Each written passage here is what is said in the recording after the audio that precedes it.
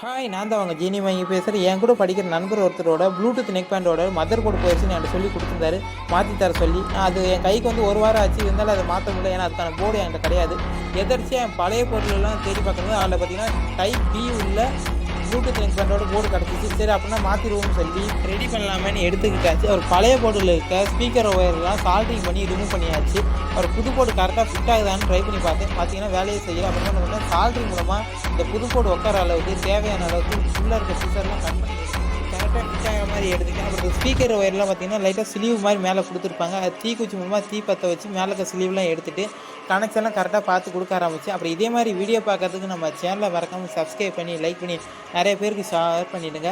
அப்புறம் battery connection speaker கனெக்ஷன்லாம் கொடுத்து முடிச்சுட்டு ஆன் ஆகுதான்னு பார்த்து டெஸ்ட் பண்ணி பார்த்தோம்.